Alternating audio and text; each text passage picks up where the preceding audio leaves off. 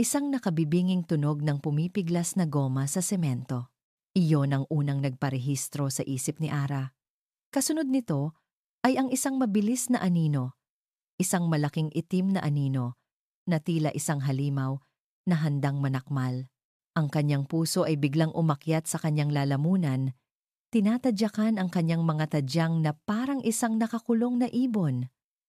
Ang hininga niya ay nanakaw mula sa kanyang mga baga. Ang anino ay isang kotse, isang mamahaling itim na sports car na bumubulusok sa kanilang direksyon.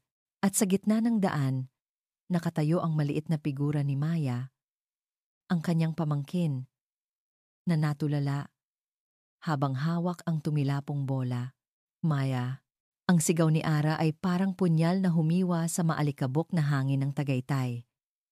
Isang sigaw na puno ng bawat hibla ng takot at pagmamahal na kaya niyang ipunin. Sa isang iglap, ang mundo ay bumagal. Nakita niya ang paglaki ng mga mata ni Maya, ang pagbukas ng bibig nito sa isang tahimik na pagkabigla. Nakita niya ang alikabok na umiikot sa paligid ng mga gulong ng sasakyan. Naramdaman niya ang kanyang mga paa na kumilos bago pa man makapag-isip ang kanyang utak. Tinakbo niya ang distansyang tila 1 milya ang haba at sa huling segundo, hinila niya si Maya palayo sa daan. Dumagundong sila sa lupa. Ang magaspang na lupa ay kumaskas sa kanyang braso. Niyakap niya si Maya ng mahigpit. Ipinikit ang kanyang mga mata at hinintay ang pagtama. Ngunit wala.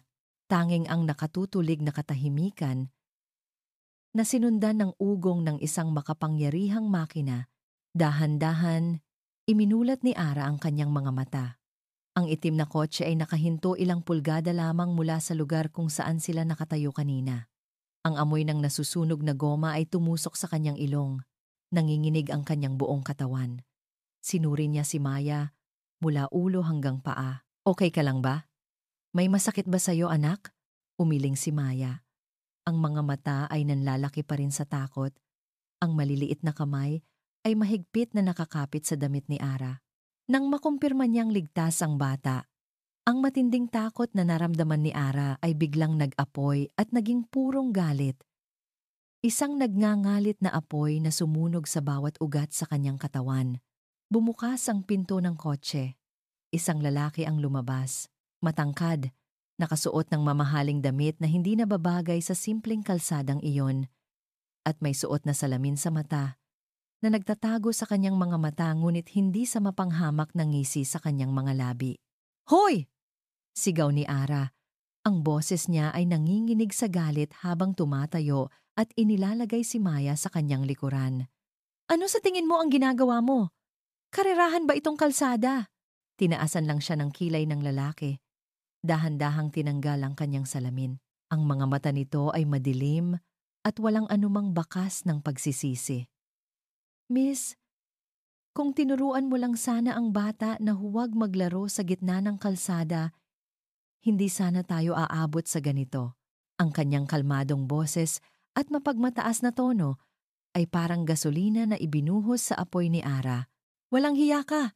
Ikaw ang nagpapatakbo na parang demonyo. Muntik mo nang mapatay ang pamangkin ko. Isang maliit na grupo ng mga tao ang nagsimula ng magtipon na akit ng komosyon, ngunit ang lalaki ay tila walang pakialam. Tiningnan niya si Ara mula ulo hanggang paa. Ang kanyang tingin ay nanunuya na parang sinusuri ang isang bagay na mas mababa sa kanya. Magkano? Tanong ng lalaki. Ang boses ay malamig at walang emosyon. Napakunot ang noo ni Ara. Anong magkano? Ang presyo para sa takot ninyo. Sabi niya, at may kinuha mula sa kanyang bulsa, isang makapal na bugkos ng pera, para hindi na humaba ang usapang ito. At pagkatapos, ginawa niya ang isang bagay na hinding-hindi malilimutan ni Ara. Inihagis niya ang pera sa paanan ni Ara. Ang mga asul at lilang papel ay kumalat sa maalikabok na lupa na parang mga basurang walang halaga. Ayan, sabi ng lalaki na may ngisi. Bilhan mo ng candy ang bata. Napatulala si Ara.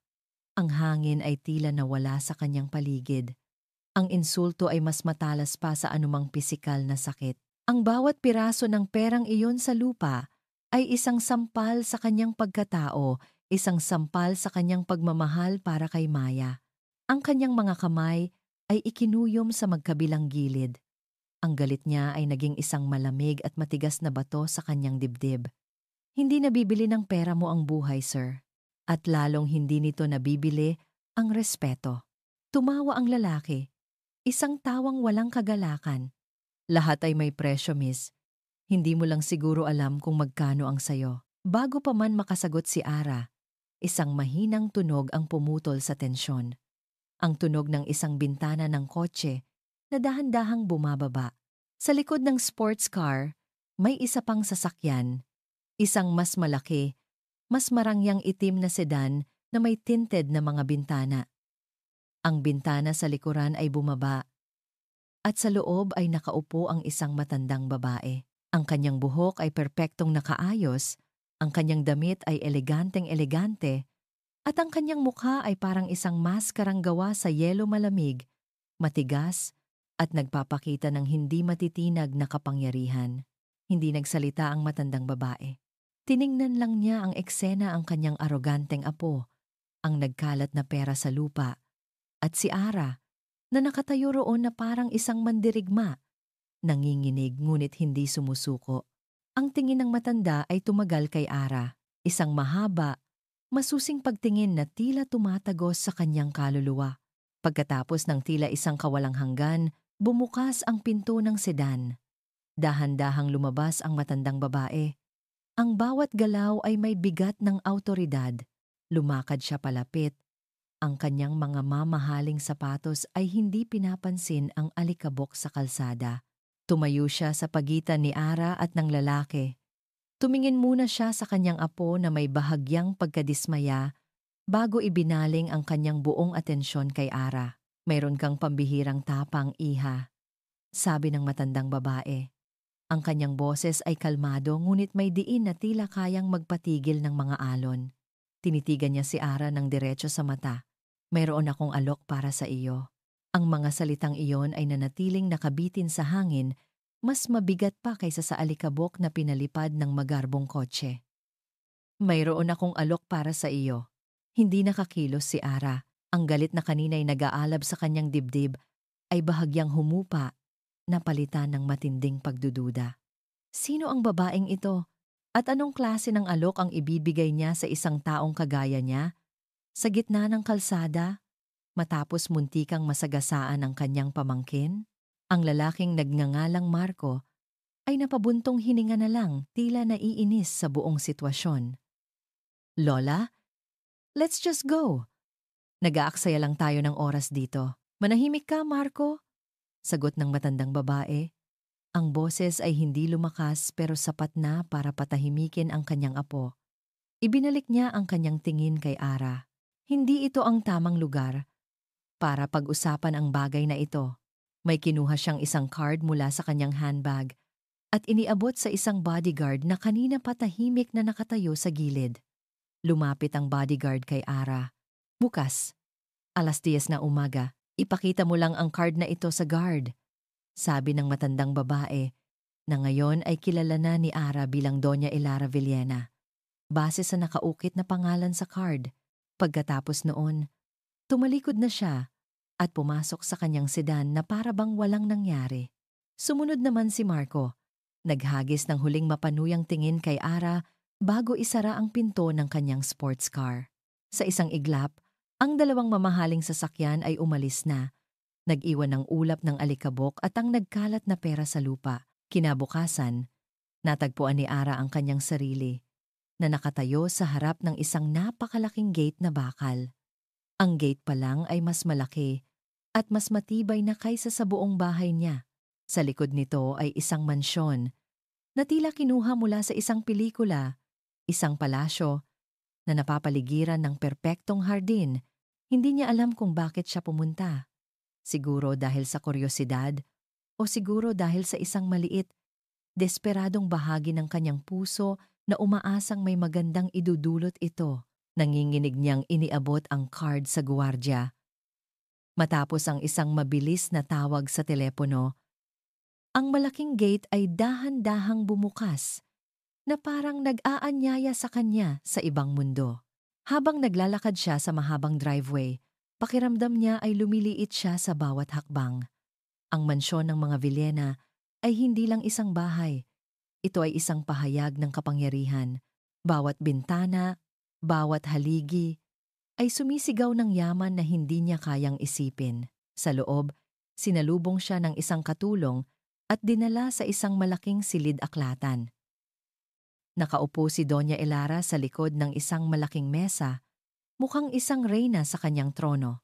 "Maupo ka, iha," sabi nito. Ikinumpas ang kamay sa isang upuan sa harap ng mesa. Umupo si Ara. Nararamdaman ang bawat mata sa mga painting sa dingding na nakatitig sa kanya. "Diretsahan na tayo," simula ni Doña Elara. "Nakita ko ang tapang mo kahapon. Hindi ka natinag sa apo ko. At iyon ang kailangan ko." Napakunot ang noo ni Ara. "Hindi ko po maintindihan." "Ang apo ko, si Marco." Pagpapatuloy ng matanda, may bahid ng pagkadismaya sa kanyang boses. "Magaling siya, matalino, pero walang direksyon. Palagi siyang nasasangkot sa gulo. Kailangan niya ng isang taong magbabantay sa kanya. Isang taong hindi niya kayang paikutan. Isang taong hindi takot sa kanya." Tinitigan siya ni Doña Elara ng diretso. "Gusto kong kunin ka bilang personal assistant niya." Halos matawa si Ara. "Ma'am, panadera po ako. Wala akong alam sa pagiging assistant. Hindi ko kailangan ng kaalaman mo sa opisina." Mabilis na sagot ni Doña Elara. "Kailangan ko ang karakter mo. Ang trabaho mo ay simple lang. Siguraduhin mong hindi siya gagawa ng anumang katarantaduhan. Sasama ka sa kanya saan man siya magpunta. Ipaalala mo sa kanya ang kanyang mga responsibilidad. Sa madaling salita, gusto kong umnasan mo siya, isang katahimikan ang namagitan. Ang alok ay katawa-tawa.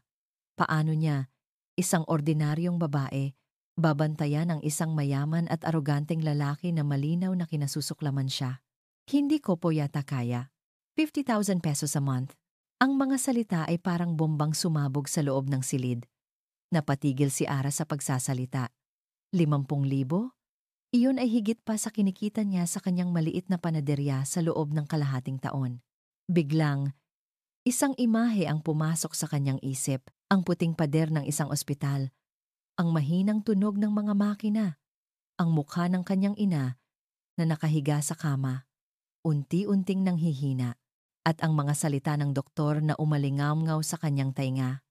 "Kailangan niya ng operasyon sa lalong madaling panahon, Miss Santos, at malaki ang magagastos. Ang mga bayarin sa ospital, ang mga reseta na kailangan niyang bilhin, ang bigat ng responsibilidad na nagpapahirap sa kanya gabi-gabi." Nakita ni Doña Elara ang pagbabago sa kanyang mukha, ang pag-aalinlangan na dahan-dahang nagiging desperasyon. Ito ang kanyang alas. "Isipin mo kung ano ang magagawa ng perang iyon para sa'yo, para sa pamilya mo." Mahinang sabi ng matanda. Ang kanyang boses ay parang isang ahas na bumubulong. Napalunok si Ara. Ang kanyang orgulyo, ang kanyang galit kay Marco. Lahat ng iyon ay biglang tila hindi na mahalaga kumpara sa pangangailangan ng kanyang ina. Ngunit ang kapalit ay ang araw-araw na makasama ang lalaking iyon. Ang lalaking naghagis ng pera sa kanyang paanan. "Bakit ako?" Halos pabulong niyang tanong. "Bakit hindi na lang kayo kumuha ng iba? Dahil ang iba ay natatakot sa aming pangalan." "Ang iba ay masisilaw sa aming pera," sagot ni Doña Elara.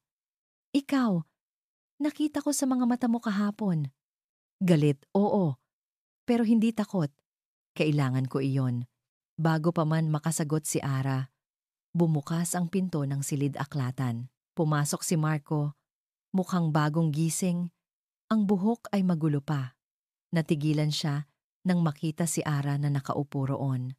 Isang mapanuyang ngiti ang gumuhit sa kanyang mga labi. Tumingin siya sa kanyang lola, pagkatapos ay kay Ara. "Oh," sabi niya, ang boses ay puno ng panguuyam. "So, bumili ka na pala ng bagong asong magbabantay sa akin, Lola?" Ang insulto ay tumama kay Ara na parang isang malakas na sampal. Pero sa pagkakataong ito hindi siya sumagot. Tumingin lang siya sa mesa, sa hindi nakikitang kontrata sa pagitan niya at ni Doña Elara.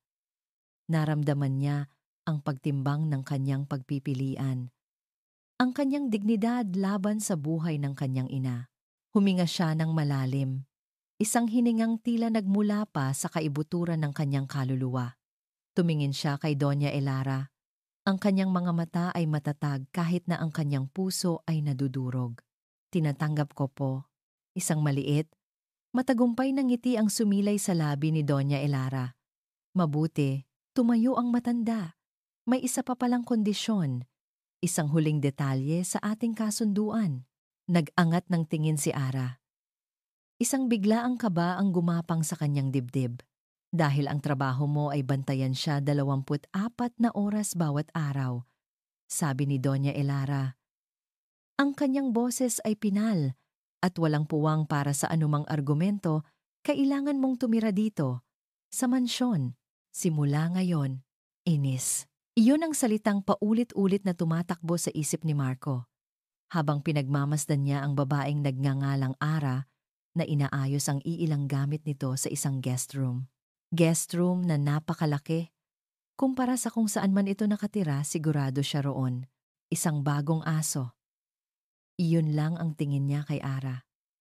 Isang asong binili ng kanyang lola para bantayan siya, para sundan ang bawat galaw niya. Ilang beses na ba itong nangyari? Nagpadala na ang kanyang lola ng mga business assistant, mga life coach, mga kaibigan na binayaran para impluwensyahan siya. Lahat sila ay sumuko. Lahat sila ay napaalis niya. Pero iba ang isang ito. May kung anong tigas sa mga mata nito na nagsasabing hindi ito basta-basta susuko. At iyon ang lalong nagpainis sa kanya. Kailangan niyang paalisin ito. At kailangan niyang gawin ito ng mabilis. May isang party siyang pupuntahan ngayong gabi. Isang pagtitipon ng mga mayayaman at makapangyarihan.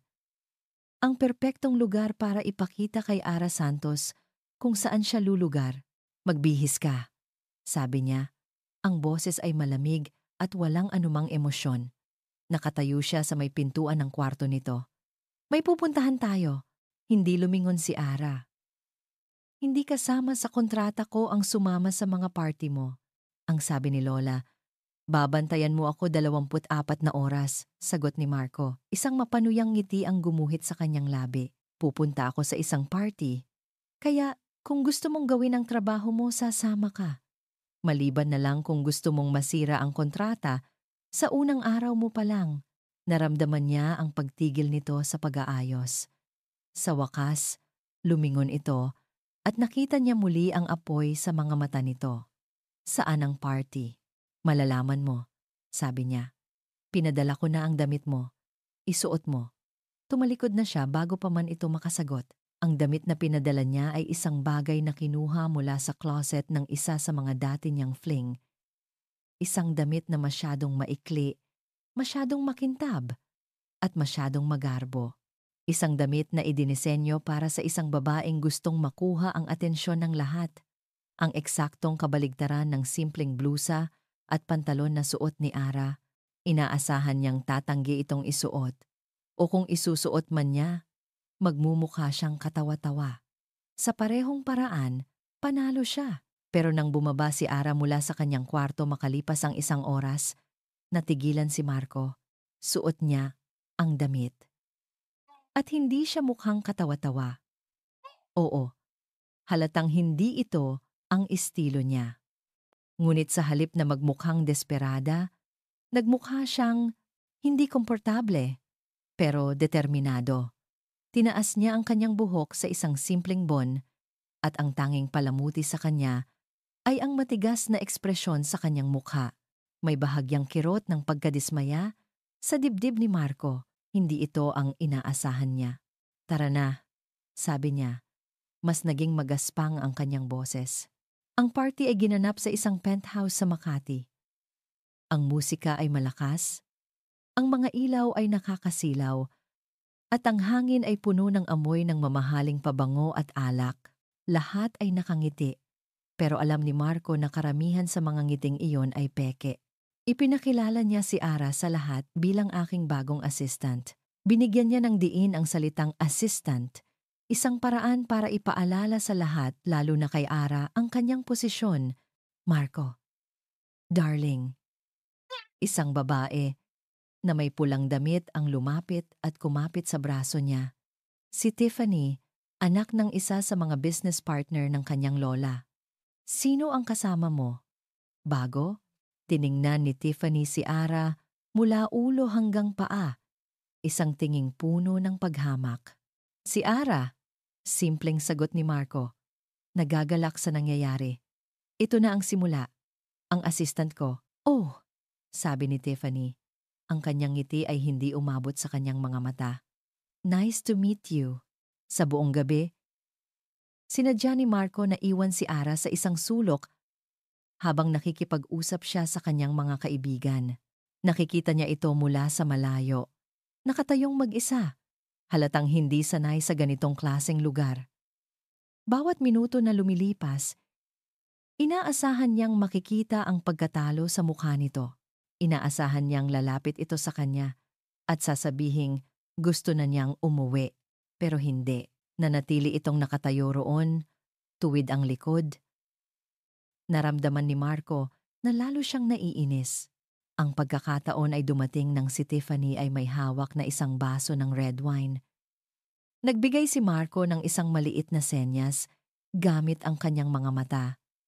Naintindihan agad ni Tiffany. Lumapit si Tiffany kay Ara. Oh, I'm so sorry. Nasisilaw kasi ako sa damit mo, sabi ni Tiffany na may pekeng pagkagulat habang aksidenteng natapon ang laman ng kanyang baso sa harapan ng damit ni Ara. Isang malaking pulang mantsa ang kumalat sa makintab na tela. Lahat ng mata sa kanilang paligid ay napunta sa kanila. Ito na. Inaasahan ni Marco ang sigawan, ang iyakan, ang eskandalo. Ngunit si Ara ay tumingin lang sa mantsa. Pagkatapos ay kay Tiffany. Isang maliit, kakaibang ngiti ang sumilay sa kanyang mga labi. Okay lang, mahinahon niyang sabi. Ang boses ay malinaw sa gitna ng musika. Kumuha siya ng tissue mula sa isang waiter. Salamat ha. Hindi ko rin naman kasi gusto itong damit. Ang simple at tapat na sagot ay nagpatahimik sa lahat. Maging si Tiffany ay natulala. Hindi alam kung ano ang sasabihin. At si Marco. Para siyang binuhusan ng malamig na tubig. Ang inis na nararamdaman niya ay biglang nahaluan ng ibang emosyon. Isang bagay na hindi niya pinapansin. Paghanga, sa buong buhay niya, napapaligiran siya ng mga babaeng gagawin ang lahat para sa drama, para sa atensyon. Pero ang babaeng ito, nagawa niyang baliktarin ang sitwasyon sa isang simpleng pangungusap na walang bakas ng pagkatalo. Hinding-hindi pa siya nakakakilala ng sinumang katulad niya. Ang party ay biglang naging boring para sa kanya. Ang mga tawa ay naging ingay. Ang mga pekeng ngiti ay naging nakakasuka. Uuwi na tayo, sabi niya kay Ara. Hindi na pinansin ang pagtawag ni Tiffany. Ang biyahe pabalik sa Tagaytay ay tahimik. Si Marco ang nagmamaneho, pero ang isip niya ay lumilipad. Ang alak na ininom niya ay nagsisimula ng magkaroon ng epekto. Ang mga ilaw sa kalsada ay nagsisimulang mag-blur. Naramdaman niyang bumibigat ang kanyang mga talukap. Ang imahe ni Ara sa party ay nahaluan ng ibang mga alaala. Mga alaalang matagal na niyang sinusubukang ibaon. Ang tunog ng nababasag na salamin, ang sigaw, ang ulan. Naramdaman niyang napapapikit siya at sa pagitan ng pagiging gising at tulog, isang pangalan ang hindi niya sinasadyang lumabas sa kanyang bibig.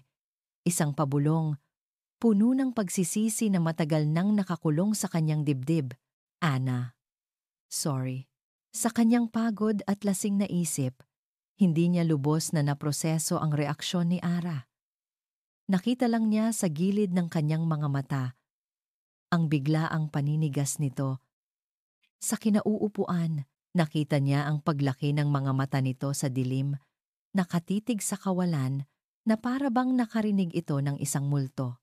Pero bago pa man niya matanong kung bakit, Ang kadiliman ay tuluyan na siyang nilamon. Ana, sorry. Ang dalawang salitang iyon, kahit pabulong lang, ay umalingaw-ngaw sa isip ni Ara na parang kulog. Ana, ang pangalan ng kanyang ate, ang kanyang nawawalang ate. Sa buong magdamag, hindi siya nakatulog ng maayos. Ang pangalan ay paulit-ulit na tumatakbo sa kanyang isip. Nagkataon lang ba? Maraming Ana sa mundo. Pero ang paraan ng pagbigkas ni Marco, puno ng sakit at pagsisisi, ay nag-iwan ng isang katanungan sa kanyang puso na ayaw niyang sagutin. Kinabukasan, sinubukan niyang isantabi ang lahat ng iyon. Trabaho ito. Kailangan niya ang pera. Period. Ngunit habang naghahanda siya ng almusal sa malawak na kusina ng mansyon, hindi niya mapigilan ang sarili na hawakan ang kanyang cellphone. Kailangan niyang marinig ang boses ni Maya, ang munting anghel na nagbibigay sa kanya ng lakas. I-denial niya ang numero ng kanilang kapitbahay na si Aling Nena, na siyang nag-aalaga kay Maya habang wala siya. Hello, Aling Nena. Si Ara po ito. Kamusta po si Maya? Isang saglit na katahimikan sa kabilang linya. Ara, iha. Ang boses ni Aling Nena ay puno ng pag-aalala. Mataas ang lagnat ni Maya. Kanina pa siya umiiyak at hinahanap ka. Ang puso ni Ara ay tila piniga. Ano po? Papunta na ako diyan. Hindi na niya pinansin ang anumang protocol. Nagmamadali siyang lumabas ng kusina. At sa kanyang pagmamadali ay halos mabangga niya si Marco. Napababa ng hagdan at halatang may hangover pa. Ano ba? Inis na sabi ni Marco. Hawak ang kanyang ulo. Anong kaguluhan yan? Kailangan kong umalis. Mabilis na sabi ni Ara. Ang boses ay nanginginig sa pag-aalala. May sakit si Maya. Mataas ang lagnat niya. Tinaasan lang siya ng kilay ni Marco. So? May lagnat lang. Bigyan mo ngang gamot. Hindi mo naiintindihan! Sigaw ni Ara. Ang luha ay nagsimula ng mamuo sa kanyang mga mata. Mahina ang katawan niya. Kailangan ko siyang dalhin sa ospital. Sa unang pagkakataon, nakita ni Marco ang tunay na takot sa mukha ni Ara. Ang babaeng matapang na humarap sa kanya, ang babaeng hindi natinag sa party, ay biglang naglaho. Ang nasa harapan niya ngayon ay isang babaeng natatakot para sa isang taong mahalaga sa kanya. Ang inis sa mukha ni Marco ay dahan-dahang napalitan ng ibang ekspresyon. Isang bagay na hindi pa nakikita ni Ara. Tunay na pag-aalala. Saan siya? Tanong ni Marco. Ang boses ay mas seryoso na ngayon. Sa bahay. Kunin mo ang gamit mo. Tara na, sabi ni Marco. Kinuha ang susi ng kotse sa isang mesa. Ako na ang magmamaneho. Natigilan si Ara. Pero, ang trabaho ko. Ang trabaho mo ay bantayan ako. Sabi ni Marco, tinitigan siya. At ngayon, pupunta ako sa pamangkin mo, kaya sumunod ka na lang. Ang biyahe papunta sa maliit na bahay ni Ara ay mabilis at tahimik. Nang makita ni Marco ang kalagayan ni Maya maputla, nanginginig sa lagnat, at hirap huminga wala ng anumang pag-aalinlangan sa kanyang mukha. Sa ospital, ngayon na, dinala nila si Maya sa pinakamalapit na pampublikong ospital. Ang emergency room ay magulo at puno ng tao. Ang pila ay mahaba. Bawat segundo na lumilipas ay parang isang karayom na tumutusok sa puso ni Ara. Nakita ni Marco ang desperasyon sa mukha ni Ara. Walang sabi-sabi, kinuha niya ang kanyang cellphone at may tinawagan. Dadating tayo sa St. Luke's, sabi niya. Pagkatapos ng tawag, may naghihintay ng doktor para sa atin doon. Pero, mahal doon. Alanganing sabi ni Ara, huwag mo nang isipin yon. Mariing sabi ni Marco. Ang importante, magamot si Maya. Sa St. Luke's, lahat ay tila gumalaw ng mabilis. Dahil sa pangalan ng mga Villena, agad silang pinapasok. Agad na inasikaso si Maya ng mga nurse at doktor. Naiwan sina Ara at Marco sa waiting room. Ang adrenaline na nagpatakbo kay Ara kanina ay biglang nawala. Napalitan ng matinding pagod at kaba. Umupo siya. Ipinatong ang kanyang mga siko sa kanyang mga tuhod at ipinikit ang kanyang mga mata. Naramdaman niya ang pag-upo ni Marco sa tabi niya. Isang katahimikan ang namagitan sa kanila, pero hindi ito ang karaniwang tensyonadong katahimikan. Iba ito, hindi namalayan ni Ara, dahil sa pagod at puyat na ang kanyang ulo ay unti-unting bumagsak. Bumagsak ito sa balikat ni Marco. Sa isang iglap, nagising ang kanyang diwa. Aalisin na sana niya ang kanyang ulo. Nahihiya. Ngunit naramdaman niya ang isang kamay na marahang humawak sa kanyang braso. Pinipigilan siyang gumalaw. Magpahinga ka muna. Narinig niyang bulong ni Marco. Gigisingin kita kapag may balita na. Sa pagkakataong iyon, sa gitna ng malamig at puting ospital, hinayaan ni Ara ang kanyang sarili na sumandal. Hinayaan niyang gumaan ang kanyang pakiramdam. Kahit saglit lang, ipinikit niya ang kanyang mga mata. At sa unang pagkakataon, ilang oras ang lumipas nang magising siya sa isang mahinang tapik. Ang doktor. Miss Santos, sabi ng doktor na may seryosong mukha. Stable na po ang pamangkin ninyo, pero may nakita kami sa mga tests. Biglang bumalik ang kaba sa dibdib ni Ara. Ano po iyon, Dok? Habang nagpapaliwanag ang doktor, biglang nagring ang cellphone ni Ara. Si Doña Elara. Kinakabahan niyang sinagot ito. Nasaan ka? Tanong ng malamig na boses sa kabilang linya.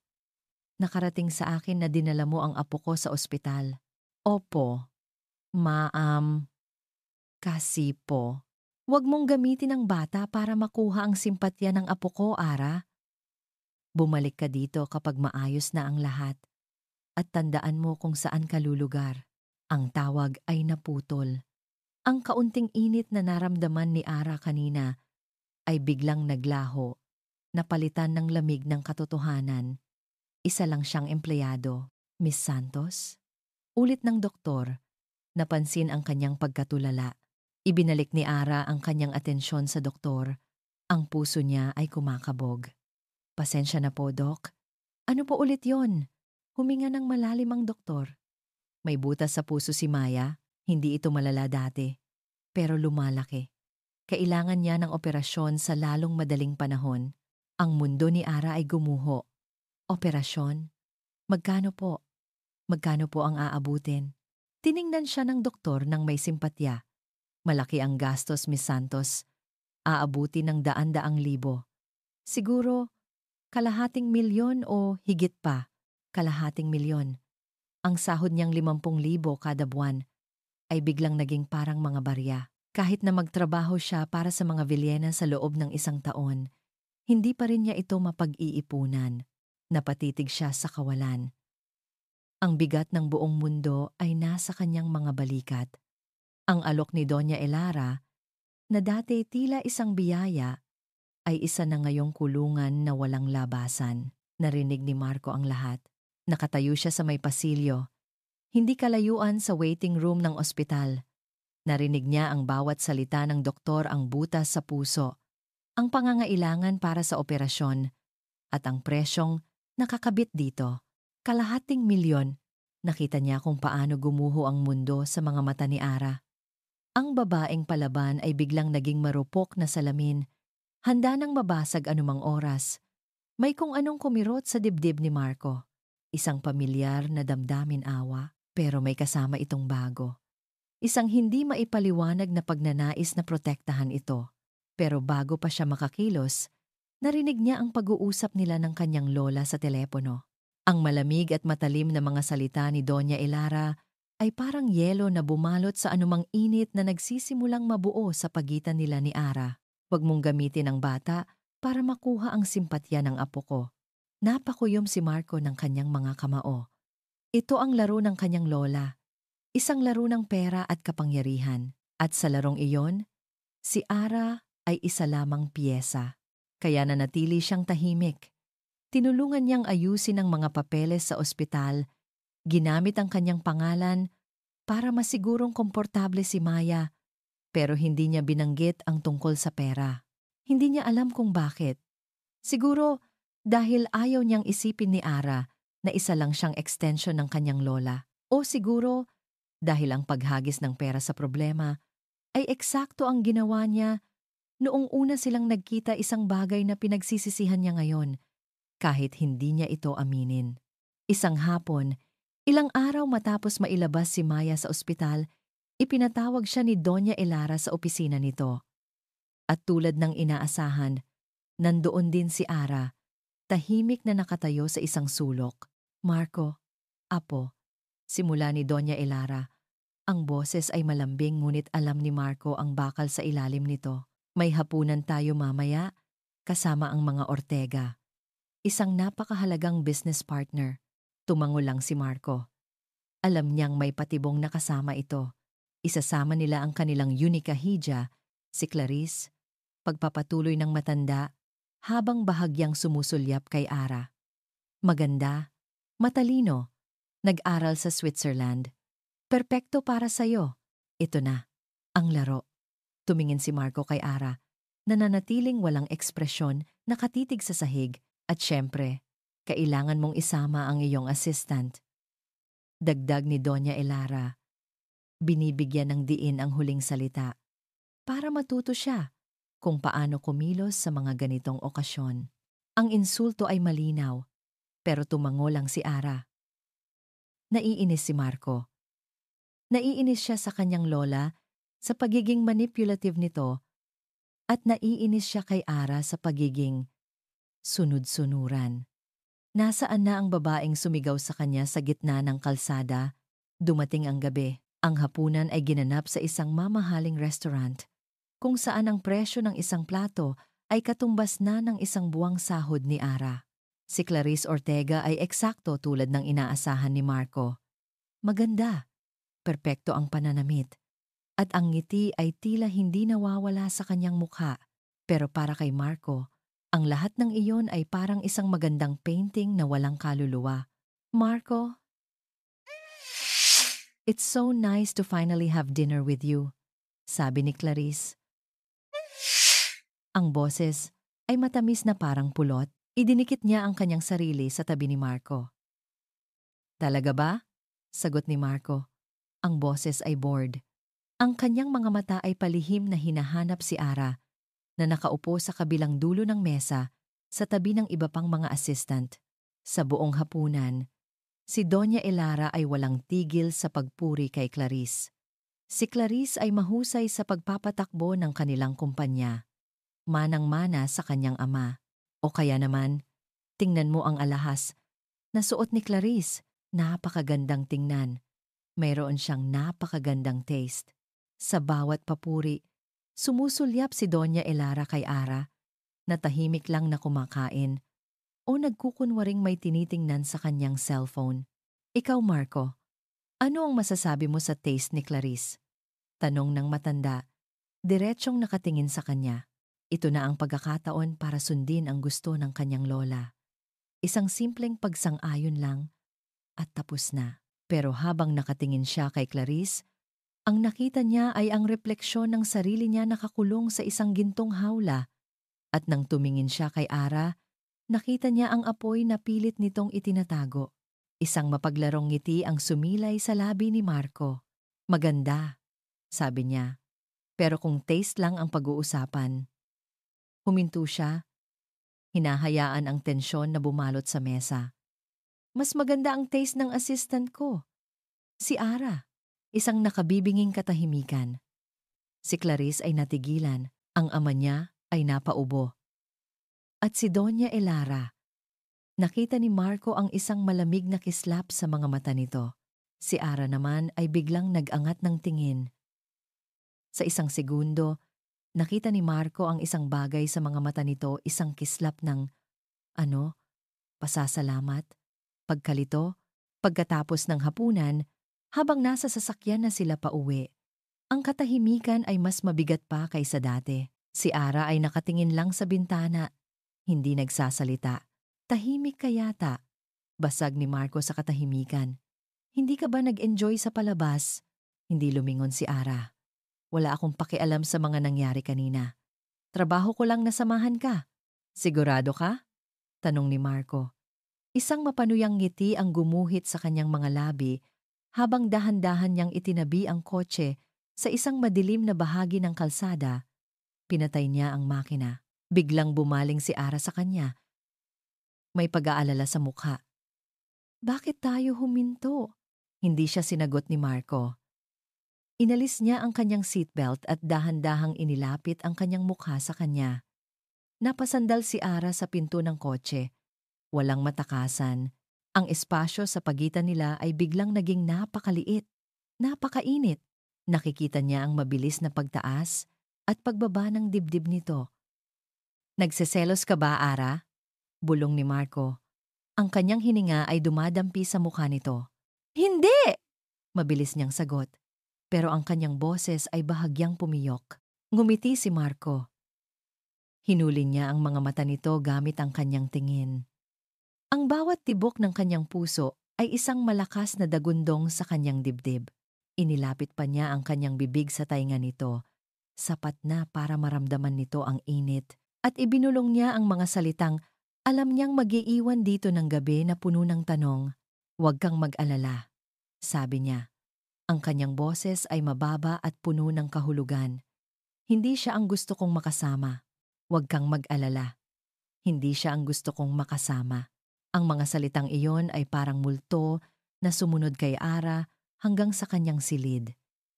Isinara niya ang pinto, ngunit ang boses ni Marco ay nanatili sa loob, umuulit-ulit sa kanyang isipan.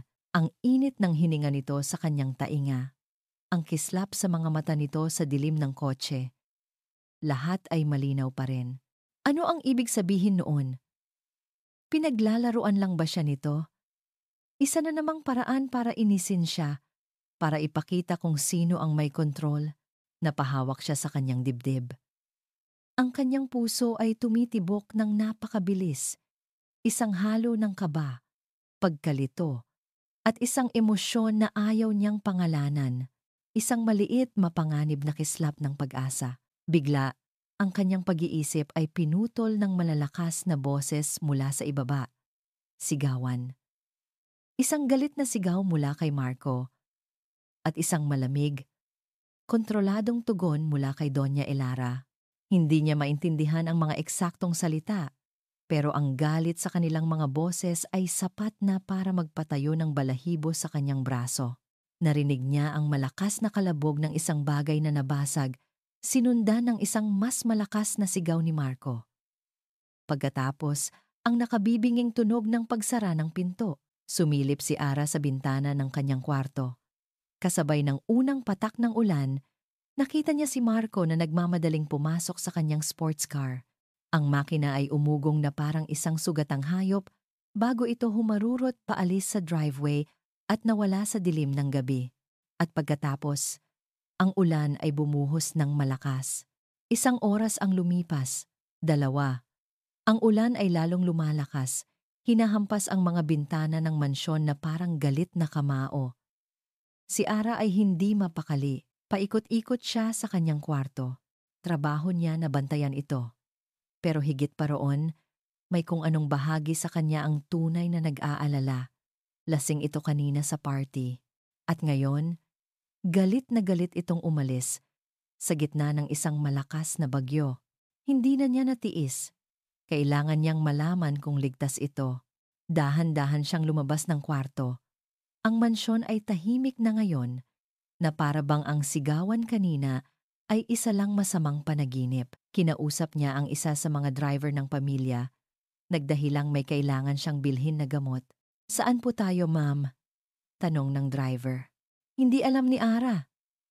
Saan nga ba pupunta ang isang taong tulad ni Marco kapag gusto niyang takasan ang lahat? At bigla, isang lugar ang pumasok sa kanyang isip. Ang mga matataas na bangin ng Tagaytay. Ang mga lugar kung saan malinaw ang tanawin. At mapanganib. Doon po tayo sa may People's Park. Sa may mga gilid ng daan. Sabi niya. Umaasa na tama ang kanyang hula.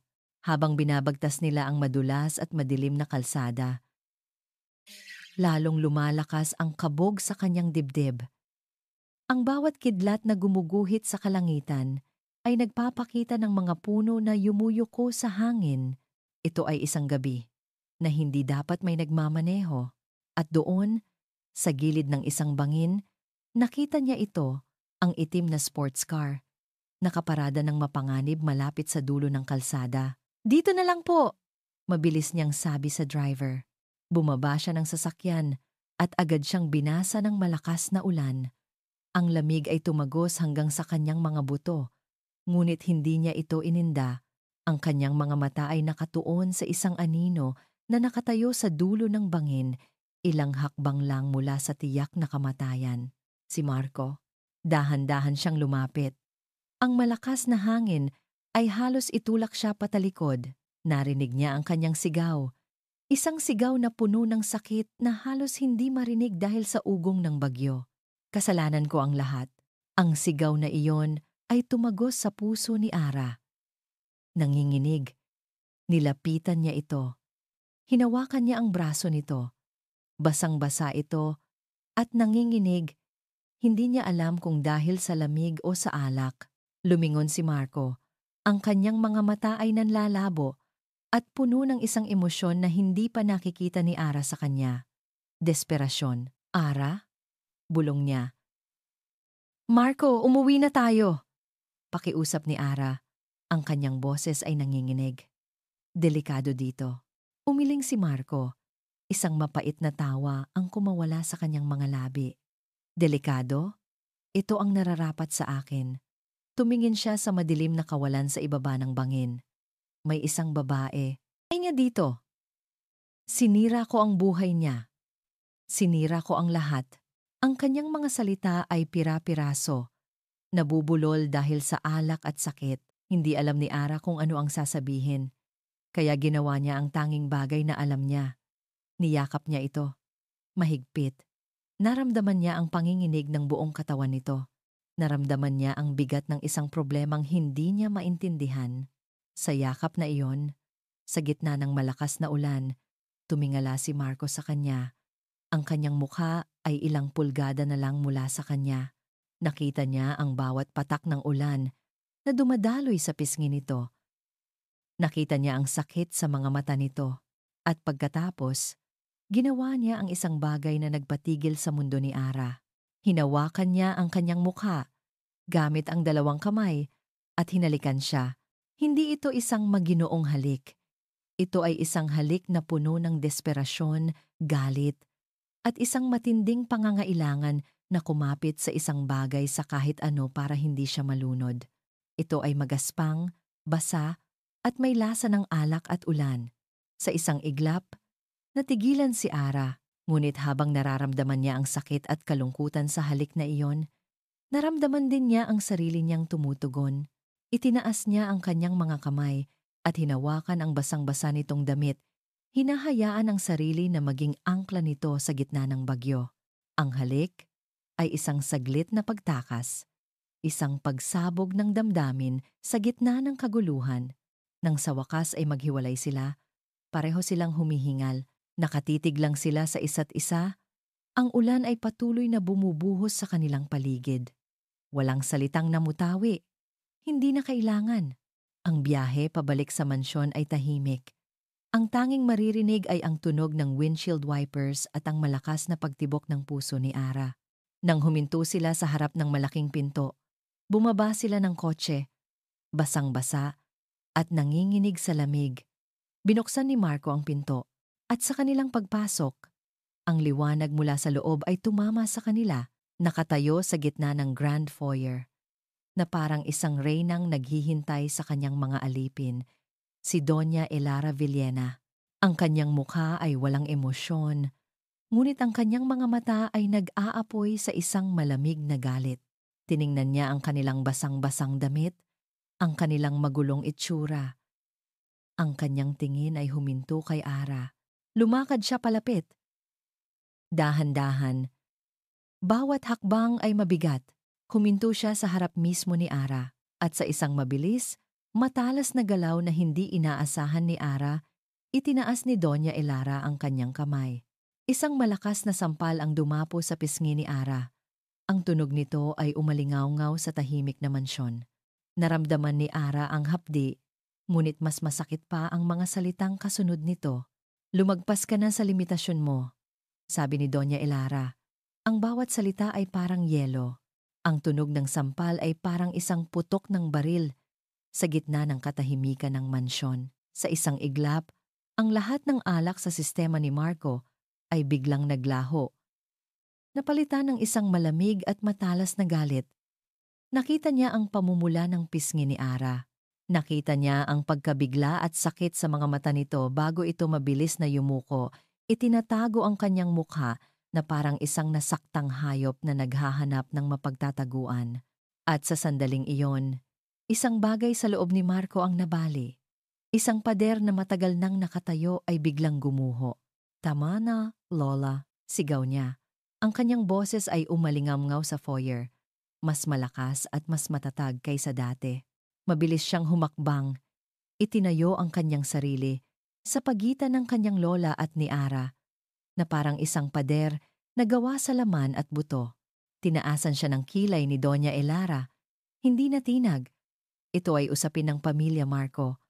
Ang babaeng ito ay lumalagpas na sa kanyang lugar. "Hindi," mariing sagot ni Marco. Tinititigan ang kanyang lola ng diretso sa mata, isang bagay na bihirang-bihira niyang gawin. "Ako ang nag-uwi sa kanya. Ako ang may kasalanan. Huwag mo siyang idadamay dito." Isang malamig na ngiti ang sumilay sa labi ni Doña Elara. "Pinagtatanggol mo na siya ngayon? Ganoon na ba siya kabilis kumapit sa'yo?" "Hindi niya kailangang kumapit," sabi ni Marco. Ang kanyang boses ay bumaba, puno ng isang bagong determinasyon. Hinawakan niya ang kamay ni Ara. Malamig ito at nanginginig. "Simula ngayon, responsibilidad ko siya." Hindi na niya hinintay ang sagot ng kanyang lola. Hinila niya si Ara palayo sa foyer, paakyat sa malawak na hagdanan, palayo sa mapanuring mga mata ni Doña Elara. Bawat hakbang nila ay isang pagsuway, isang deklarasyon. Dinala niya si Ara sa kanyang kwarto, ang kanyang personal na sanktuaryo na bihirang may makapasok. Isinara niya ang pinto. At sa wakas, ang ingay ng mundo sa labas ay nawala. "Umupo ka," mahina niyang sabi. Iginagabay si Ara sa isang upuan. Si Ara ay hindi nagsasalita. Nakayuko pa rin ito. Ang buhok na basa pa rin ay tumatakip sa kanyang mukha. Nagpunta si Marco sa kanyang banyo at kumuha ng first aid kit. Kumuha siya ng bulak at nilagyan ito ng malamig na tubig. Lumuhod siya sa harap ni Ara. Isang kilos na hindi niya kailanman ginawa para sa kahit sino. "Hayaan mo akong tingnan," pakiusap niya. Ang kanyang boses ay malumanay. Dahan-dahan, nag-angat ng tingin si Ara. Ang pulang marka ng kamay ng kanyang lola ay malinaw na bakas sa pisngi nito. At sa mga mata nito, nakita ni Marco ang isang bagay na mas masakit pa sa sampal, pagkalito at takot. "Hindi mo kailangang gawin to," bulong ni Ara. Ang boses ay paos. "Kailangan," sagot ni Marco. Ang kanyang boses ay magaspang sa emosyon. Dahan-dahan niyang idinampi ang basang bulak sa pisngi nito. Napapikit si Ara sa lamig ng dampi. Ang kanilang mga mukha ay magkalapit na naman. Ngunit ngayon, walang ulan, walang alak, walang desperasyon. Tanging ang tahimik na silid at ang bigat ng mga nangyari. Ang bawat pagdampi ng kanyang kamay ay maingat, na parang si Ara ay isang bagay na napakahalaga na natatakot siyang mabasag. "Pasensya ka na," bulong ni Marco. "Dahil sa akin, nasaktan ka." Umiling si Ara. "Trabaho ko lang to. Bayad ako para dito." "Hindi," mariing sabi ni Marco. Itinigil ang kanyang ginagawa at tinitigan ito ng diretso sa mata. "Hindi lang ito trabaho. Hindi ka dapat sinasaktan ng kahit sino." Huminga siya ng malalim. "Hindi ko hahayaang saktan ka paninuman. Narinig mo? Kahit si Lola, isang katahimikan ang namagitan sa kanila. Isang pangako ang binitawan sa hangin." Nang matapos siyang gamutin ang pisngi nito, tumayo si Marco para ibalik ang first aid kit. Sa kanyang pag-upo kanina, bahagya niyang naitulak ang kama. Sa kanyang pagtayo, sumabit ang kanyang paa sa kumot, at sa isang clumsy na galaw, bigla siyang natumba. Sinubukang saluhin ang sarili sa kama. Sinubukan siyang alalayan ni Ara. Ngunit sa kanilang biglaang paggalaw, nabunggo nila ang kama ng mas malakas. Isang mahinang kalabog ang narinig nila mula sa ilalim. Isang maliit na kahon na gawa sa lumang kahoy ang dumausdos palabas mula sa ilalim ng kama, nag-iwan ng gasgas sa makintab na sahig. Ang takip nito ay bahagyang bumukas dahil sa pagkakabangga, at ang mga laman nito ay kumalat na parang isang madilim na sikreto na sa wakas ay nakawala. Pareho silang natigilan. Ang kanilang mga hininga ay tila tumigil. Agad na kumilos si Marco para kunin ito. Isang biglaang pagkasindak ang gumuhit sa kanyang mukha. Wala yan. Pero huli na ang lahat, ang mga mata ni Ara ay napako na sa mga bagay na nakakalat sa sahig, mga lumang papel, mga news clippings na naninilaw na sa katagalan. Dumampot si Ara ng isa. Nanginginig ang kanyang mga kamay habang binabasa ang nakabold na headline, "Malagim na karera sa Tagaytay. Babae na biktima. Nawawala." Ang paghinga ni Ara ay tila tumigil. Ang kanyang mga mata ay mabilis na tumakbo sa mga linya ng teksto. Binabasa ang tungkol sa isang illegal na karera, isang itim na sports car, at isang batang babae na naglalakad sa gilid ng daan na hindi na muling nakita. At sa gitna ng mga papel, may isang litrato, isang kupas na Polaroid. Hindi litrato ng isang tao, litrato ng isang kwintas. Isang simpleng silver na kwintas na may pendant na hugis araw. Ang dugo ay tila umalis sa mukha ni Ara. Binitawan niya ang news clipping na parang napaso at dahan-dahan, na parang sa ilalim ng tubig. Kinuha ang litrato. Ang kanyang mga daliri ay nanginginig ng husto, na halos hindi niya ito mahawakan. Ito ang kwintas. Ang kwintas na pinag-ipunan niya. Ang kwintas na ibinigay niya sa kanyang ate Ana para sa kaarawan nito, 1 linggo bago ito nawala. Ang hangin sa silid ay biglang naging napakabigat, napakahirap langhapin. Naramdaman ni Marco ang pagkasindak na gumagapang sa kanyang lalamunan. Ara ako, kaya kong ipaliwanag. Pero hindi nakikinig si Ara. Binaliktad niya ang litrato at sa likod, mayroong isang sulat kamay. Isang pamilyar na sulat kamay na nakita niya sa mga dokumento sa opisina ng mansyon.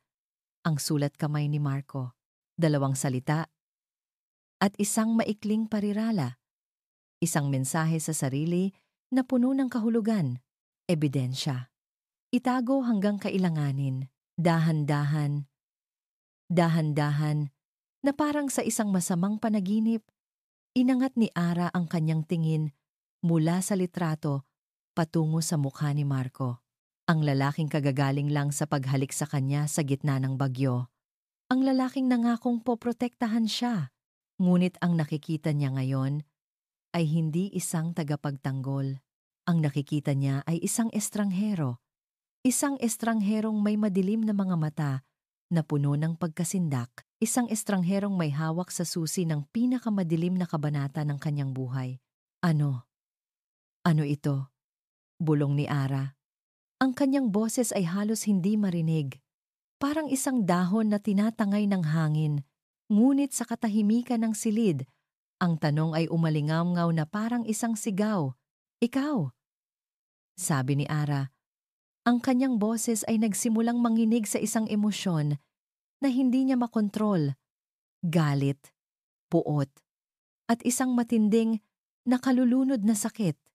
Ikaw ang nasa itim na kotse. Hindi ito isang tanong. Ito ay isang akusasyon. Hindi makasagot si Marco. Ang kanyang pananahimik ay isang pag-amin. Ang ate ko? Pagpapatuloy ni Ara. Ang kanyang mga mata ay nagsimula ng mamasa. Ang mga luha ay nagbabadyang tumulo. Ang kwintas na ito, sa kanya ito. Siya ang babaeng nawawala. Ang ate ko, si Ana. Huwag kang lalapit! Sigaw ni Ara, napatayo at napaatras. Ang takot at pagkasuklam sa kanyang mga mata ay sumunog sa anumang natitirang pag-asa sa puso ni Marco. Huwag na huwag kang lalapit sa akin. Ang mundo ni Ara ay huminto sa pag-ikot. Ang hangin sa silid ay tila nawala. Ang tanging naririnig niya ay ang malakas at mabilis na pagtibok ng sarili niyang puso. Isang nakabibinging dagundong sa kanyang mga tainga. Nakatitig siya kay Marco, ngunit ang mukha nito ay unti-unting lumalabo, natutunaw sa isang imahe ng isang halimaw mula sa kanyang pinakamasamang panaginip. Ikaw ang nasa itim na kotse. Ang ate ko? Si Ana. Ang mga salitang binitawan niya ay nanatiling nakabitin sa pagitan nila, puno ng lason at sakit. Ang katahimikan ni Marco ay isang pag-amin na mas malakas pa sa anumang salita. Bakit? Bulong ni Ara. Ang kanyang boses ay basag, isang halo ng hindi makapaniwalang sakit at nagsisimulang galit. Bakit hindi mo sinabi? Ara. Pakiusap. Nagsimulang magsalita si Marco. Humakbang palapit. Ang kanyang mga kamay ay nakaunat na parang isang nagmamakaawang kriminal. Hindi ko alam kung paano. Natakot ako. Natakot? Sumabog si Ara. Ang kanyang boses ay biglang lumakas, puno ng puot. Natakot ka para sa sarili mo. Habang ako, sa loob ng maraming taon, gabi-gabi akong hindi makatulog kakaisip kung nasaan ang ate ko. Kung buhay pa ba siya? Habang ikaw, alam mo pala ang lahat. Ang kanyang mga luha ay nagsimula ng dumaloy, mainit at puno ng galit. Ang trabahong ito, ang pagtira dito, lahat ba ito ay isang malaking kasinungalingan? Isang paraan para patahimikin ako? Hindi! Sigaw ni Marco. Ang desperasyon ay malinaw sa kanyang boses. Nang makilala kita, hindi ko alam na, huwag kang magsinungaling!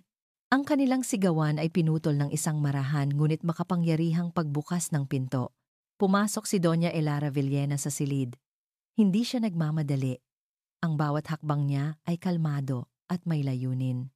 Tiningnan niya ang eksena, ang mga nagkalat na papel sa sahig, ang nagmamakaawang anyo ng kanyang apo, at ang durog na si Ara, walang bakas ng pagkagulat sa kanyang mukha. Tila ito mismo ang eksenang hinihintay niya. Tama na yan, sabi niya. Ang kanyang boses ay malamig na parang yelo, pumuputol sa nag-aapoy na tensyon sa silid. Lola, umalis ka dito, sabi ni Marco. Ang boses ay nanginginig. Usapan namin to. Ngumiti si Doña Elara. Isang ngiting hindi umabot sa kanyang mga mata. Hindi na, apo. Panahon na para malaman ng babaeng ito ang katotohanan, ang buong katotohanan. Lumakad siya palapit kay Ara, na napaatras na parang isang hayop na nasukol. Gusto mong malaman kung bakit hindi niya sinabi sa'yo? Tanong ni Doña Elara. Ang kanyang tingin ay nakapako kay Ara dahil sa kahihiyan, dahil sa kaduwagan, at dahil binayaran namin ang lahat para manahimik. Ang bawat salita ay isang dagok. Oo, pagpapatuloy ng matanda, tila nasiyahan sa sakit na nakikita niya sa mukha ni Ara. Lasing siya, iresponsable, at sinira niya ang buhay ng kapatid mo. Tumingin si Ara kay Marco, umaasa, nagmamakaawa para sa isang pagtanggi. Ngunit nakayuko lang ito, talunan. At ngayon, sabi ni Doña Elara, ang kanyang boses ay bumaba sa isang mapanganib na bulong. Nakikita mo na ba kung bakit hindi ka nabibilang dito? Ang pamilya mo at ang pamilya namin, para tayong langis at tubig. Ikaw ang paalala ng kanyang pinakamalaking pagkakamali. At siya ang buhay na bangungot mo. Sa sandaling iyon, ang lahat ng natitirang lakas ni Ara ay gumuho.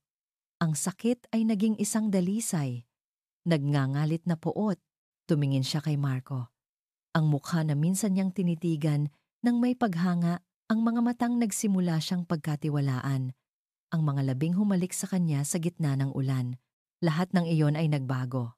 Ang nakikita niya ngayon ay ang mukha ng isang mamamatay tao. Ang mukha ng taong kumuha sa kanyang kapatid. Mula sa kanyang bulsa, may kinuha si Marco, isang maliit na kahon. Binuksan niya ito, at sa loob ay isang simpleng singsing na may maliit na diamante. Ang singsing na balak niyang ibigay sa tamang panahon. Ara, pakiusap. patawarin mo ako. Sabi niya, ang kanyang boses ay basag. Gagawin ko ang lahat. Ang singsing. Isang simbolo ng isang hinaharap na hindi na kailanman mangyayari. Isang insulto sa lahat ng sakit na nararamdaman niya. Tumawa si Ara, isang tawang walang kagalakan, isang tawang puno ng lason. Patawad? Sa isang mabilis na galaw, hinablot niya ang kahon mula sa kamay ni Marco. Hindi niya tiningnan ang singsing. Itinapon niya ito sa sahig na gawa sa marmol. Ang maliit na tunog ng pagtama nito sa sahig ay umalingaw-ngaw sa nakabibinging katahimikan. Isang matalas, pinal na tunog. Ang tunog ng isang bagay na tuluyan ng nabasag. Hindi ko kailangan ng pera mo? Sabi niya. Ang bawat salita ay matigas at puno ng galit. Hindi ko kailangan ng awa mo at lalong hindi ko kailangan ang isang mamamatay tao sa buhay ko. Tinalikuran niya sila. Ang bawat hakbang palayo ay isang pakikibaka. Ara! Sigaw ni Marco mula sa kanyang likuran. Ang boses ay puno ng pagkabaliw. Huminto si Ara sa may pintuan, ngunit hindi siya lumingon. Hindi kita mapapatawad. Sabi niya, ang kanyang boses ay malamig at walang anumang emosyon na siyang mas nakakatakot. Hinding-hindi. Pagkatapos noon, tumakbo siya. Tumakbo siya palayo sa silid, palayo sa mansyon, palayo sa lalaking sumira sa kanya sa dalawang magkaibang paraan. Tumakbo siya palabas sa gabi, pabalik sa ulan, walang direksyon, tanging ang bigat ng isang katotohanang sisira sa kanya habang buhay. Ang pag-alis ni Ara ay nag-iwan ng isang nakabibinging katahimikan sa silid. Isang katahimikan na mas masakit pa sa anumang sigaw. Naiwan si Marco na nakatayo sa gitna ng kanyang kwarto, napapaligiran ng mga piraso ng kanyang nawasak na buhay. Ang mga lumang papel sa sahig, ang basag na pag-asa, at ang maliit na singsing na kumikinang sa sahig na parang isang malamig at malayong bituin. Tumingin siya sa kanyang lola. Si Doña Elara ay nakatayo pa rin doon, kalmado, na para bang nanalo ito sa isang laro ng chess. Mas mabuti na ito, apo. Sabi ng matanda, inaayos ang kanyang damit. Isa lang siyang distraksyon. Ngayong wala na siya. Ginawa niyo to? Putol ni Marco. Ang kanyang boses ay walang emosyon, patag, at mas nakakatakot kaysa sa anumang galit. Ginawa ko ang nararapat para protektahan ka. Para protektahan ang pamilyang ito. Tumawa si Marco. Isang tawang walang kagalakan, isang tawang puno ng pait. Protektahan? Lola, sinira niyo ako. Dahan-dahan niyang pinulot ang singsing mula sa sahig.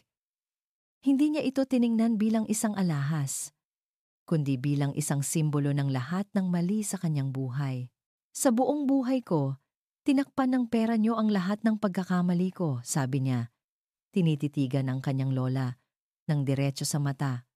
Ang aksidente, ang mga gulo, lahat binayaran. Akala niyo pagprotekta yon, pero hindi. Kinulong niyo ako sa kasalanan ko. Ikinuyom niya ang singsing sa kanyang palad. Binigyan niyo ako ng lahat ng material na bagay sa mundo, pero kinuha niyo ang pagkakataon kong maging tao.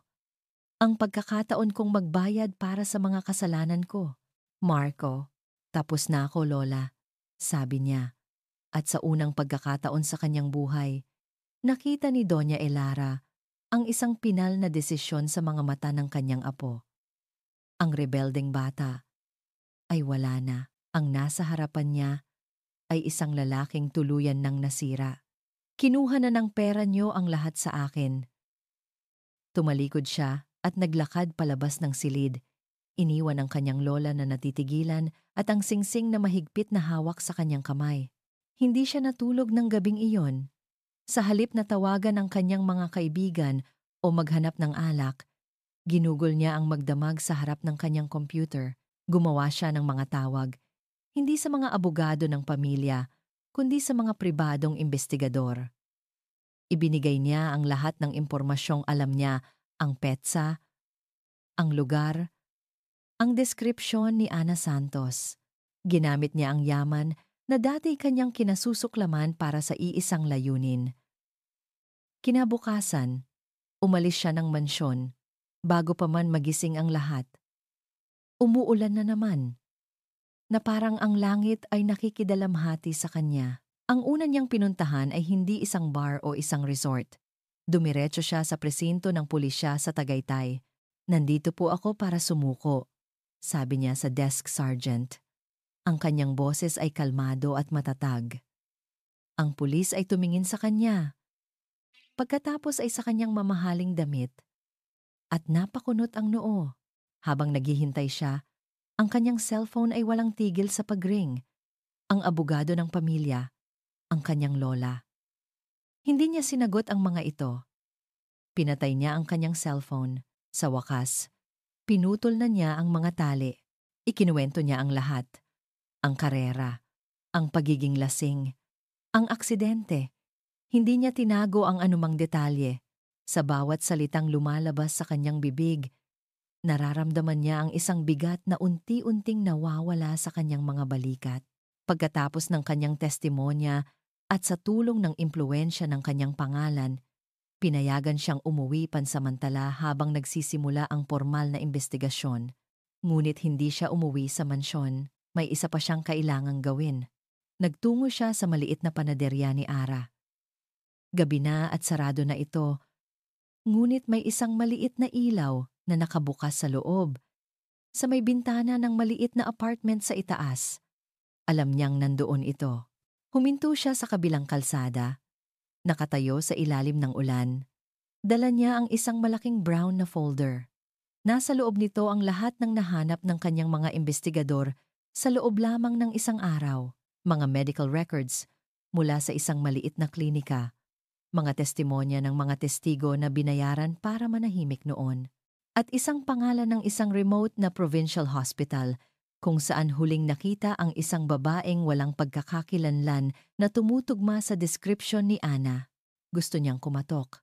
Gusto niyang magmakaawa. Gusto niyang sabihin na nagsisisi siya, pero alam niyang wala na siyang karapatan. Kaya tumawid siya ng kalsada. Ang bawat hakbang ay mabigat. Hindi siya kumatok. Dahan-dahan at maingat, ipinatong niya ang folder sa may pintuan ng panaderya sa isang lugar na hindi mababasa ng ulan. Hindi ito isang alok ng kapayapaan. Hindi ito isang paraan para bumalik sa kanya si Ara.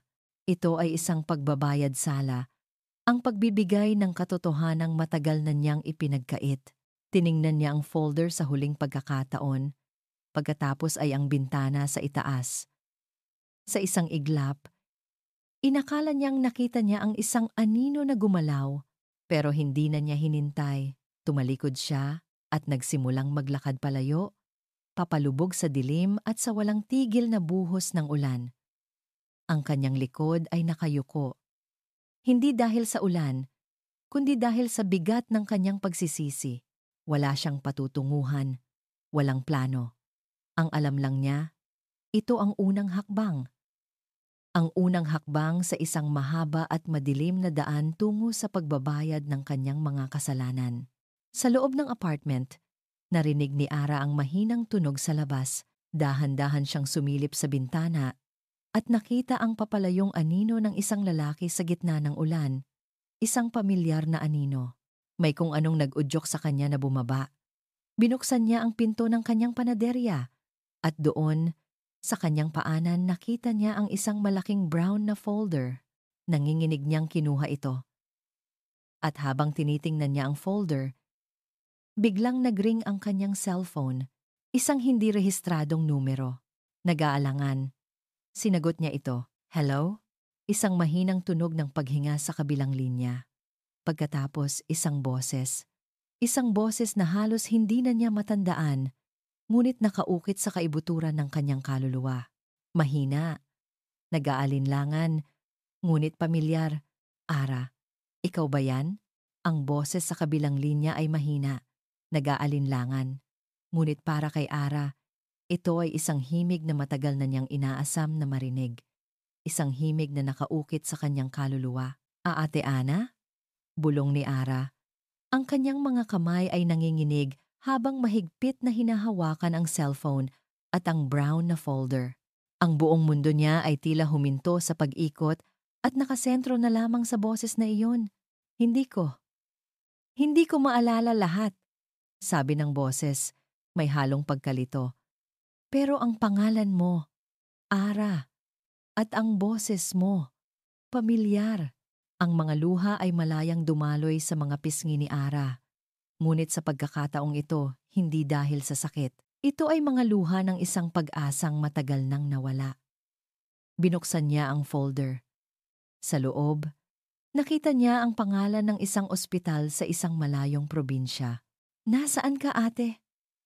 Pupuntahan kita," sabi ni Ara. Ang kanyang boses ay puno ng determinasyon.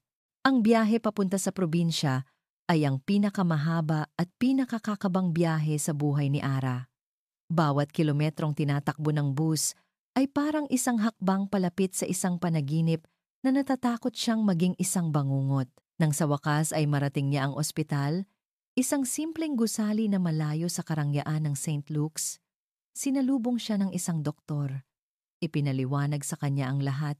Natagpuan si Miss Anna sa gilid ng daan, ilang taon na ang nakalipas, sabi ng doktor. Malala ang pinsala sa kanyang ulo. Nagkaroon siya ng amnesia. Dito, inilahad ng doktor ang huling piraso ng katotohanan, isang katotohanang hindi kailanman inakala ni Ara. Ayon sa investigasyon na binuksan muli dahil sa testimonya ni Mr. Villena, pagpapatuloy ng doktor, ang aksidente ay malala, oo, ngunit may isa pang nangyari. Isang kalaban sa negosyo ng mga Villena ang nakasaksi sa aksidente. Sa halip na tumulong, kinuha nila si Ana mula sa unang klinika na pinagdalhan sa kanya. Itinago nila siya dito sa probinsya bilang isang paraan para may pang-blackmail sila sa mga Villena kung sakaling kailanganin. Natigilan si Ara. Ang galit niya kay Marco ay biglang nabahira ng ibang kulay. Si Marco ang may kasalanan sa aksidente. Ngunit hindi siya ang dahilan kung bakit nawala ang kanyang ate sa loob ng maraming taon. Ang kasakiman ng ibang tao ang nagkulong sa kanyang ate sa isang buhay na walang alaala. At si Marco, sa kanyang pagsuko, ay hindi lang inamin ang sarili niyang kasalanan. Binuksan din niya ang daan para malantad ang mas malaking krimen na naganap. Sa wakas, dinala siya ng doktor sa isang silid. At doon, nakaupo sa tabi ng bintana, nakatingin sa labas, ay isang babae, medyo mas matanda, mas payat, at may isang peklat sa gilid ng kanyang noo, ngunit walang duda. "Ate," bulong ni Ara. Lumingon ang babae. Ang kanyang mga mata ay nagpapakita ng pagkalito sa simula, ngunit nang makita niya ang mukha ni Ara, isang kislap ng pagkilala ang sumilay.